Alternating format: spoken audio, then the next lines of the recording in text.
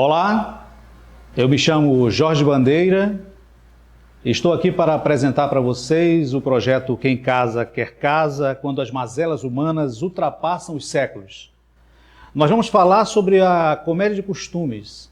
É importante destacar que a comédia de costumes, as pessoas podem imaginar que ela está no passado, não tem vínculo com o presente, enfim, mas nós devemos entender que a comédia de costumes ela é fundamental, ela é importante para compreender a dinâmica da formação cultural brasileira, a dinâmica da formação do próprio ator brasileiro, da dramaturgia brasileira. E ela é cheia de informações para que nós possamos entender o Brasil como esse país na qual nós temos uma seara de influências. E obviamente que essas influências vão bater na comédia de costumes. É importante lembrar esse detalhe. A comédia de costumes ela está presente, ela está viva no século XXI, ela não está morta. Tanto no cinema, quanto no teatro, na televisão brasileira e na própria liturgia, digamos assim. O ator brasileiro ele tem essa genética do século XIX, que é a influência da comédia de costumes no Brasil. E nada melhor do que falar sobre a comédia de costumes nesse período na qual a gente vivencia elementos tão negativos em vários aspectos, né, da nossa vida, da nossa existência, e não só no Brasil, mas no mundo todo. Então nada melhor do que falar sobre o riso, na capacidade do improviso, na dinâmica, na alegria e na vivacidade da comédia de costumes. Então é exatamente por isso que ela é importante, ela é fundamental e ela é dinâmica, ela é viva. A comédia de costumes, eu costumo dizer que ela é um exagero útil.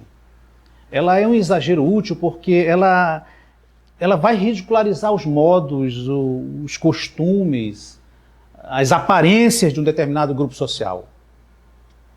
Ela vai fazer uma caricatura de alguns elementos que fundamentam a dinâmica social em qualquer lugar, e especialmente no Brasil. Ela é muito brasileira. A comédia de costumes ela é uma referência fundamental para a gente entender o nosso país, não é? Apesar de ela ter surgido na França e na Inglaterra no século XVIII. As grandes bases da comédia de costumes vão aparecer nesses países. Mas é o Brasil que vai dar, digamos assim, o grande oxigênio dessa comédia. É incrível, porque a expressão mais antiga desse tipo de comédia está lá na Antiguidade Clássica. Está lá com Aristófanes, está lá com Menandro, essas documentações, períodos anteriores a Cristo. Mas é basicamente na Europa que ela vai ter uma importância fundamental, com alguns nomes que são base, né, para a compreensão do teatro. Esse teatro que a gente poderia chamar já de um teatro moderno, né, que é um teatro que sai da Idade Média e vai para a modernidade, na cronologia da história. Que é um autor francês chamado Molière. Poquelin, o nome verdadeiro dele, Jean-Baptiste Poquelin, mas que todos conhecem como Molière. Então é ele que vai dar essa dinâmica para a comédia dell'arte, né, a partir da comédia dell'arte, implementar uma comédia francesa vigorosa e que vai respingar na comédia de costumes no século XIX no Brasil. E aí é importante a gente lembrar desse nome, vocês estão vendo nesse momento aí na imagem, que é o principal representante da chamada comédia brasileira. É o cara que vai fundar, digamos assim, a comédia de costumes no Brasil, que é o Luiz Carlos de Martins Pena, que nasce em 1815 e morre em 1848. Então veja bem, a existência, né, de 33 anos Ele morre com 33 anos, mas é novo, né? Morre de tuberculose. Mas é o nome principal da comédia de costumes. É o Martins Pena. A gente não tem como entender o teatro brasileiro que se segue. O anterior até a gente poderia compreender, mas o que se segue depois de Martins Pena, sem ele é impossível termos o teatro brasileiro. Ele vai influenciar nomes importantíssimos, não só naquele período, como no século XX. Se a gente pode entender, por exemplo, a dramaturgia do Ariano Suassuna, o autor do Alto da Compadecida, é um cara que devota, não só a alguns outros nomes, mas especialmente a Martins Pena, toda a sua tradição nordestina do movimento armorial de teatro. Então, acho que é importante destacar isso, né?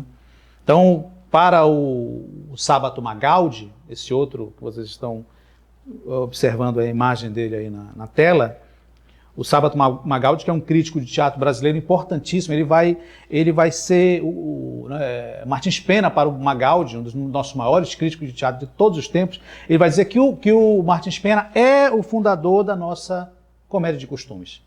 Então, portanto, é ele que é a pedra angular da compreensão dessa forma de rir, de entender a sociedade brasileira, entender o povo brasileiro, que vai romper um pouco aquelas amarras do romantismo, né? Aquele teatro mais grave, da declamação, e vai dar um respiro para aquela plateia, para a população, o povo, né, que vai assistir às suas comédias. Então, essa é a base do teatro do Martins Pena. A comédia de costumes, ela vai enfocar, gente, ela vai privilegiar um grupo, ela jamais privilegia um personagem destacado, ela vai privilegiar um grupo.